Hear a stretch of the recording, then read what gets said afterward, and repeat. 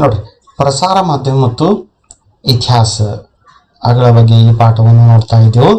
ನಿಯತ್ಕಾಲಿಕಗಳ ಬಗ್ಗೆ ನಾವು ಇಲ್ಲಿಯವರೆಗೆ ಅಭ್ಯಾಸ ಮಾಡಿದ್ದೆವು. ಇವತ್ತು ನಿಯತ್ಕಾಲಿಕಗಳ ಬಗ್ಗೆ ನೋಡೋಣ. ನಿರ್ದಿಷ್ಟ ಕಾಲಾವಧಿಯಲ್ಲಿ ಪ್ರಕಾಶಿತವಾಗುವ ಮುದ್ರಿತ ಸಾಹಿತ್ಯವೆಂದರೆ ನಿಯತ್ಕಾಲಿಕ. ಹೌದು, ಇದರಲ್ಲಿ ಸಾಪ್ತಾಹಿಕ, ವಾರಪತ್ರಿಕೆ, ಪಾಕ್ಷಿಕ, ಮಾಸಿಕ, ದ್ವೈಮಾಸಿಕ, ತ್ರೈಮಾಸಿಕ, ಷಣಮಾಸಿಕ, ವಾರ್ಷಿಕ ಇವುಗಳ ಸಮಾವೇಶವಾಗಿರುತ್ತವೆ. ಇದಲ್ಲದೆ ಅನಿಯತಕಾಲಿಕ ಎಂಬ ಪ್ರಕಾರದ ರೂಢವಾಗಿದೆ. ಅನಿಯತಕಾಲಿಕದ ಪ್ರಕಾಶದ ಕಾಲವು ನಿಶ್ಚಿತವಿರುವುದಿಲ್ಲ. ನೋಡಿ, ಮುಖ್ಯವಾಗಿ ಇಲ್ಲಿ ನಿಯತ್ಕಾಲಿಕ ಅಂದ್ರೆ ಏನಪ್ಪಾ ಅಂದ್ರೆ ದಿನಾಲು ಪ್ರಿಂಟ್ ಆಗುವಂಥದ್ದು ಅಲ್ಲ.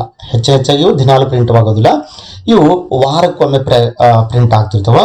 ಪಾಕ್ಷಿಕ ಅಂದ್ರೆ ತಿಂಗಳಿಗೊಮ್ಮೆ, ಅಥವಾ ಪಾಕ್ಷಿಕ ಅಥವಾ ಮಾಸಿಕವಾಗಿ, ದ್ವೈಮಾಸಿಕ 2 ತಿಂಗಳಿಗೊಮ್ಮೆ, 3 ತಿಂಗಳಿಗೊಮ್ಮೆ, 6 ತಿಂಗಳಿಗೊಮ್ಮೆ, ವಾರ್ಷಿಕ, ಅಥವಾ ಕೆಲವೊಂದ್ಸಲ ಏನ್ ಮಾಡ್ತಿರ್ತಾನೆ ವಾರದಲ್ಲಿ 2 ಸಲ 3 ಸಲ, ಅಂದ್ರೆ ದಿನಾಲು ಪ್ರಿಂಟ್ ಆಗದೆ ಇರುವಂತ ಒಂದು ಪ್ರಿಂಟ್ ಆಗದೆ ಇರುವಂತವಕ್ಕೆ ನಾವು ಕರಿತೀವಪ್ಪ ಅಂದ್ರೆ ನಿಯತ್ಕಾಲಿಕ ತಿಳ್ಕಿಸ್ನಿ ಕರಿತೀವಿ ಚೇತನ. ಇದನ್ನು ಮಾಡಿ ನೋಡ್ರಿ, ಏನ್ ಮಾಡಿ ನೋಡ್ರಿ ಚೇತನ ಆತ್ಮರಿ. ಇಲ್ಲಿ ಆಧುನಿಕ ಕಾಲದಲ್ಲಿ ಅನೇಕ ವರ್ತಮಾನ ಪತ್ರಗಳು ತಂತ್ರಜ್ಞಾನದ ಉಪಯೋಗ ಮಾಡಿಕೊಂಡು ಈ ಆವೃತ್ತಿಗಳನ್ನು ಆರಂಭಿಸಿವೆ. ಅವುಗಳಿಗೆ ವಾಚಕರಿಂದ ಒಳ್ಳೆಯ ಪ್ರತಿಕ್ರಿಯೆ ದೊರೆಯುತ್ತಿದೆ. ಈ ವರ್ತಮಾನ ಪತ್ರಗಳನ್ನು ಹೇಗೆ ಓದುವುದು ಎಂಬುದನ್ನು ಶಿಕ್ಷಕರ ಸಹಾಯದಿಂದ ತಿಳಿದುಕೊಳ್ಳಿರಿ. ನೋಡಿ, ಈ ಆಧುನಿಕ ಕಾಲದಲ್ಲಿ ಅನೇಕ ವರ್ತಮಾನ ಪತ್ರಗಳು ಈ ಆವೃತ್ತಿಯನ್ನು ಆರಂಭಿಸಿವೆ ಚೇತನ. ಅನೇಕ ವೃತ್ತಪತ್ರಿಕೆ ಅನ್ನೋದಕ್ಕಿಂತಲೂ ನನಗೆ ಕೇಳಿದ್ರಿ ಅಂತಂದ್ರೆ ಈ ಕೋವಿಡ್-19 ಒಂದು ಕಾಲದಲ್ಲಿ, ಒಂದು 6 ತಿಂಗಳ ಒಂದು ಲಾಕ್ಡೌನ್ ಕಾರ್ಯಕಾಲದಲ್ಲಿ ನಾನು ಹೆಚ್ಚಾಗಿ ನಾನು ಸುತ್ತ ವೈಯಕ್ತಿಕವಾಗಿ ಇವೆಲ್ಲ ನ್ಯೂಸ್ ಪೇಪರ್ಗಳನ್ನು ಕೊಂಡುಕೊಳ್ಳದೆ ನಾನು ನಮ್ಮ ಊರಲ್ಲಿ ಎಲ್ಲ ನಿಯತ್ಕಾಲಿಕಗಳು ಈ ಒಂದು ಪೇಪರವನ್ನೇ ನಾನು ಓದ್ತಾ ಇದ್ದೆ. ಅದು ಹೇಗೆ ಓದುವುದು ಅಂದ್ರೆ ಏನ್ ಮಾಡೋದಪ್ಪ ಅಂತಂದ್ರೆ ಹಿಂಗೆ ಗೂಗಲ್ದಾಗ ಹೋಗುವುದು. ಇಲ್ಲಿ ಚಿನ್ನ ಆಗ್ತಲ್ಲ, ಈ ಗೂಗಲ್ದಾಗ ಹೋದ ನಂತರ ನಾವ್ ಏನ್ ಮಾಡ್ಬೋದು ಅಂದ್ರೆ ಗೂಗಲ್ದಾಗ ಹೋಗಿ ಸರ್ಚ್ ಮಾಡಿ ಇಲ್ಲಿ ಏನ್ ಮಾಡ್ಬೋದಪ್ಪ ಅಂದ್ರೆ ಈ ಎಜುಕೇಶನ್ ನಾವು ಹಾಕ್ಬೋದು. ಈ ಒಂದು ಸ್ವಲ್ಪ ನಿಮ್ಗೆ ತೋರಿಸ್ತೀನಿ ನೋಡ್ರಿ, ನಿಮ್ಗೆ ಅಂದ್ರೆ ತಿಳಿಯುತ್ತದ ಈ ಹಂಗ ಒಂದ್ ರೀತಿ ಸರ್ಚ್ ಮಾಡಬೇಕು ಅನ್ನೋದನ್ನು ನಿಮ್ಗೆ ತಿಳಿತದ. ಅಂದ್ರೆ ಈ ನಿಯತ್ಕಾಲಿಕೆಗಳು ಹೆಂಗ್ ಸರ್ಚ್ ಮಾಡಬೇಕು, ಹೆಂಗ ಓದ್ಬೇಕು ಪೇಪರ, ನೀವು ಡೈಲಿ ಹಂಟ್ ಇವು ಆ್ಯಪ್ಗಳ ಮುಖಾಂತರ ಹುಡುಕುವುದಕ್ಕಿಂತಲೂ ಈ ಪ್ರಕಾರವಾಗಿ ನೀವು ಸರ್ಚ್ ಮಾಡಿದ್ರಿ ಅಂತಂದ್ರೆ ನಿಮ್ಗ ಸಿಗ್ಲಿಕ್ಕೆ ಸಾಧ್ಯವ. ಹೆಂಗ್ ಸಿಗ್ಲಿಕ್ಕೆ ಸಾಧ್ಯವ ಅನ್ನೋದ್ರ ಬಗ್ಗೆ ನೋಡೋಣ. ಇಲ್ಲಿ ಸ್ವಲ್ಪ ನೆಟ್ ಕನೆಕ್ಟ್ ಆಗಲಿ, ನೋಡೇ ಬಿಡಾನಿ. ನೆಟ್ ಕನೆಕ್ಟ್ ಆಯ್ತು, ಇಲ್ಲಿ ನೋಡಿಬಿಡಾನಿ. ಇಲ್ಲಿ ನೋಡ್ರಿ, ನಾವು ಇಲ್ಲಿ ಹೋದೆವು ತಿಳ್ಕೊರಿ. ಇಲ್ಲಿ ಹೋದ ನಂತರ ಏನ್ ಸಿಗ್ತದ ಅಂದ್ರೆ ನಿಮ್ಮ ಮೊಬೈಲ್ದಲ್ಲಿ ಸದ್ಯಕ್ಕೆ ನೀವೇನ್ ಮಾಡ್ಬೇಕು, ಈ ಪ್ರಕಾರ ಹೋಗ್ಬೇಕು. ಯಾವ ಪ್ರಕಾರ ಅಂತಂದ್ರೆ ಇಲ್ಲಿ ನಾನು ಸ್ವಲ್ಪ ನೋಡ್ತೀನಿ. ಇಲ್ಲಿ ಏನ್ ಮಾಡ್ತೀರಿ ಅಂದ್ರೆ ಗೂಗಲ್ ಹತ್ರ ಸರ್ಚ್ ಮಾಡೋದು. ಏನ್ ಮಾಡೋದು, ಗೂಗಲ್ದಾಗ ಹೋದ ನೀವು ಒಟ್ಟಾರೆ ಏನ್ ಮಾಡೋದು, ಗೂಗಲ್ ಇಂಜಿನ್ದಾಗ ಗೂಗಲ್ ಸರ್ಚ್ ಅಂತ ಇರ್ತದೆ, ಅಥವಾ ಕ್ರೋಮ್ ಸರ್ಚ್ ಅಂತ ಹೇಳ್ತಿರ್ತದೆ. ಅಲ್ಲಿ ಜರ್ ನೀವು ಹೋಗಿದ್ರಿ ಅಂತಂದ್ರೆ ಆ ಗೂಗಲ್ ಸರ್ಚ್ ಹೋದ್ರಿ ಅಂತಂದ್ರೆ ಏನ್ ಸಿಗುತ್ತಪ್ಪ ಅಂತಂದ್ರೆ ಗೂಗಲ್ ಇಂಡಿಯಾ ಅಂತ ಹೇಳಿ ಇಲ್ಲಿ ಇದೆ. ಇದು ಲ್ಯಾಪ್ಟಾಪ್ದಲ್ಲಿ ಈ ಪ್ರಕಾರ ಮಾಹಿತಿ ಬರ್ಬೋದು.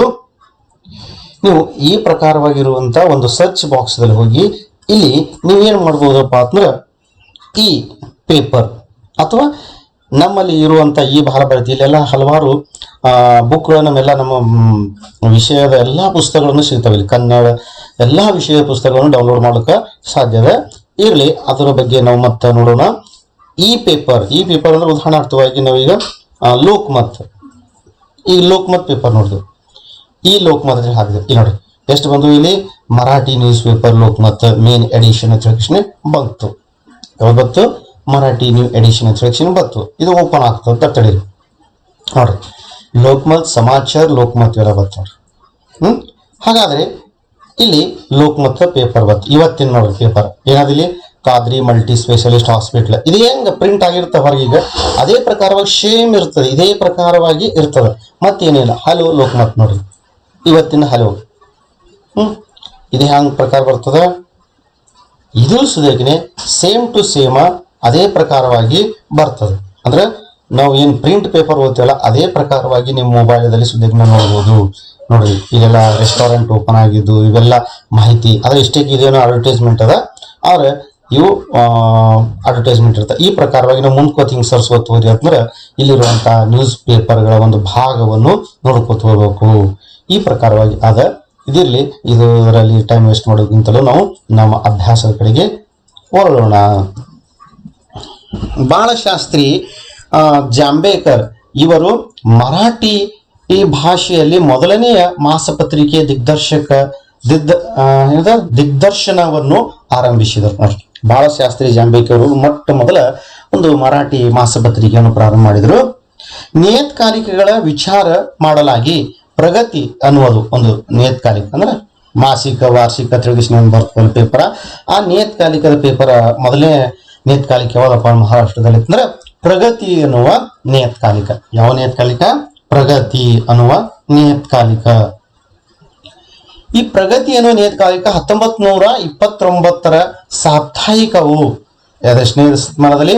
1929ರಲ್ಲಿ ಅಂದ್ರೆ ಭಾರತ ಸ್ವಾತಂತ್ರ್ಯ ಪೂರ್ವದಲ್ಲಿ ವಾರ ಪತ್ರಿಕೆಯಾಗಿ ಮಹತ್ವದಾಗಿದೆ.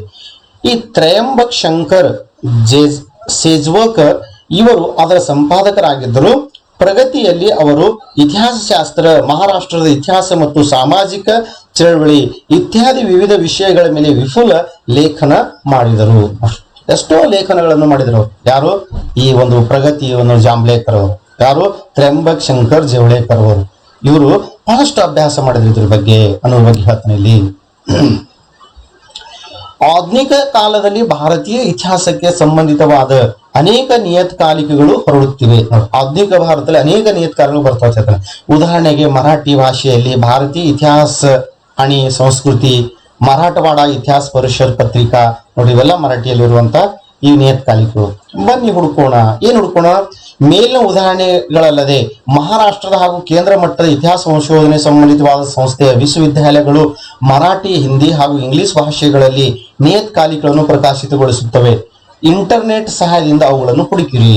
ನೋಡಿ, ಇಂಟರ್ನೆಟ್ ಸಹಾಯದಿಂದ ಆಗತ್ ನಾವು ನೋಡಲ್ಲ. ಅದೇ ಪ್ರಕಾರವಾಗಿ ಇಂಟರ್ನೆಟ್ ಸಹಾಯದಿಂದ ಈ ನಿಯತ್ಕಾಲಿಕೆಗಳನ್ನು ಹುಡುಕಲಿಕ್ಕೆ ಪ್ರಯತ್ನ ನಾವು ಮಾಡಬೇಕು. ಯಾವ ಸಹಾಯದಿಂದ? ಇದೇ ಪ್ರಕಾರವಾಗಿ ನಾವು ನಿಯತ್ಕಾಲಿಕೆಗಳನ್ನು ಹುಡುಕಲಿಕ್ಕೆ ಪ್ರಯತ್ನ ಮಾಡ್ತಾ ಇರಬೇಕು ಅನ್ನೋ ಬಗ್ಗೆ ಇಲ್ಲಿ ಹೇಳ್ತಾನೆ. ಇನ್ನು ವೆಬ್ ಪತ್ರಿಕೆ ಅಂದ್ರೆ ಇದೆ. ಈ ಪತ್ರಿಕೆ ತಿರುಗಿಸಿನ ನೋಡಿದೆವು, ಈ ಪೇಪರ್ ತಿರುಗಿಸಿನ ಆಗತ್ ನೋಡಿದೆವಲ್ಲ. ಅದೇ ಪ್ರಕಾರವಾಗಿ ವೆಬ್ ಪತ್ರಿಕೋದ್ಯಮ, ಅತ್ಯಾಧುನಿಕ ನಿಯತ್ಕಾಲಿಕೆಗಳಲ್ಲಿ ವೆಬ್ ಪತ್ರಿಕೋದ್ಯಮ ಪ್ರಕಾರದಲ್ಲಿ ಪ್ರಕಾಶಿತವಾಗುವ ನಿಯತ್ಕಾಲಿಕೆಗಳು ಸಮಾವೇಶವಾಗುತ್ತವೆ. ನೋಡ್ರಿ, ಇದರಲ್ಲಿ ಮುಖ್ಯವಾಗಿ ಯಾವ ನಿಯತ್ಕಾಲಿಕೆಗಳು ಸಮಾವೇಶವಾಗಿರುತ್ತದೆ? ಇದರಲ್ಲಿ ಇತಿಹಾಸ ಇದು ಪ್ರಾಧಾನ್ಯದ ವಿಷಯವಾಗಿರುತ್ತದೆ. Web news portal, social media, web channels, ಯೂಟ್ಯೂಬ್ಗಳಲ್ಲಿ ಇಂಗ್ಲಿಷ್ ಮತ್ತು ಭಾರತೀಯ ಭಾಷೆಗಳಲ್ಲಿ ವಾಚಕರಿಗಾಗಿ ಮತ್ತು ಪ್ರೇಕ್ಷಕರಿಗಾಗಿ ಮಾಹಿತಿಯನ್ನು ಲಭ್ಯ ಮಾಡಿ ಕೊಡಲಾಗುತ್ತದೆ. ನೋಡ್ರಿ ನಾವೆಲ್ಲ ಹೇಳಿದ್ವಿ ವೆಬ್ ನ್ಯೂಸ್ ಪೋರ್ಟಲ್ ಅಂದ್ರೆ ವೆಬ್ ನ್ಯೂಸ್ ಪೋರ್ಟಲ್ ಅಂತಂದ್ರೆ ನಾವು ಏನ್ ಹೇಳಿದ್ವಿ, ಇಲ್ಲಿ ಆಗತ್ತೆ, ಇಲ್ಲಿ ಹೋದೆವು ಆಗತ್ತ. ಇಲ್ಲಿ ಮುಖ್ಯವಾಗಿ ಇಲ್ಲಿ ಹೋಗೋದಕ್ಕಿಂತಲೂ ನಾವು ಏನ್ ಹೇಳೋದು ನಿಮ್ಗೆ ತೋರಿಸೋಣ. ಇಲ್ಲಿ ಒಂದು ನ್ಯೂಸ್ ಚಾನಲ್ ಸರ್ಚ್ ಮಾಡಿದ್ವಿ. ಇಲ್ಲಿ ಸರ್ಚ್ ಮಾಡಿದ ನಂತರ ಇಲ್ಲಿ ನಾವು ಇವೆಲ್ಲ ನ್ಯೂಸ್ ಬಾತ್ಮಿಗಳು ನೋಡಿ. ಏನ್ ಕೊಟ್ಟನ ಇಲ್ಲಿ ಮ್ಯಾಗ್ಜಿನ್ ಒಂದದ, ಇಲ್ಲಿ MSN ಹಿಂದಿ ಟೆಲಿವಿಷನ್ ಒಂದದ.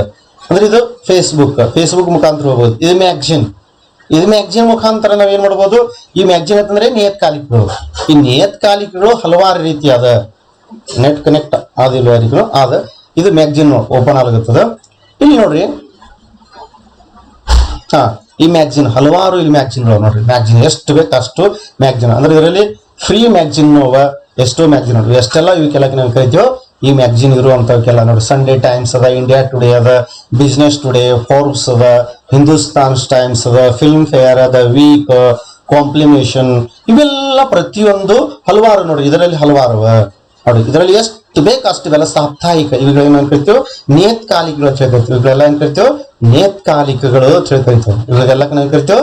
ನಿಯತ್ಕಾಲಿಕೆಗಳ ಟ್ರೆಡಿಷನ್ ಕಲಿಕ ಸಾಧ್ಯದ. ಇವೆಲ್ಲ ನೋಡ್ರಿ, ಇವೆಲ್ಲ ಬೇರೆ ಬೇರೆ ಭಾಷೆಗಳಲ್ಲಿಯೂ ಇರ್ಲಿಕ್ಕ ಸಾಧ್ಯದ. ಬೇರೆ ಬೇರೆ ಭಾಷೆಗಳಲ್ಲಿ ನಾವು ನೋಡಿ ಬಂದ್ ನೋಡಿ. ಮತ್ತೆ ಚಂಪಕ, ಟ್ವಿಂಗಲ್, ನೀವು ಅಂದ್ರೆ ಮಕ್ಕಳಿಗಾಗಿರುವಂತ ಬೇರೆ ಬೇರೆ ನೋಡಿ. ಟ್ರಾವೆಲರ್ ನೋಡ್ರಿ, ಇವೆಲ್ಲ ಟ್ರಾವೆಲರ್ ನೋಡ್ರಿ. ಇವೆಲ್ಲ ಹಲವಾರು ರೀತಿ ಅಂದ್ರೆ ನಾವು ಟ್ರಾವೆಲ್ ಮಾಡೋ ಸಲುವಾಗಿ ಸುದೇಕ ಇರುವಂತ ನ್ಯೂಸ್ ಗಳನ್ನು ಸುದೇಕ ನಾವು ಇದರಲ್ಲಿ ನೋಡ್ಬೋದು ನೋಡಿ. ಬಿಸ್ನೆಸ್ ನ್ಯೂಸ್ ಅದ, ಲೈಫ್ ಸ್ಟೈಲ್ ಅದ, ನ್ಯೂಸ್, ಎಂಟರ್ಟೈನ್ಮೆಂಟ್, ನಮ್ಗೆ ಯಾವ್ದು ಬೇಕು ಅದೆಲ್ಲ ನಾವು ನೋಡಬಹುದು. ಇದರ ಮುಖಾಂತರ ನೋಡಲು ಸಿಗುತ್ತದೆ ಅನ್ನೋ ಮಾತಿಲ್ಲಿ ಹೇಳ್ತಾನ.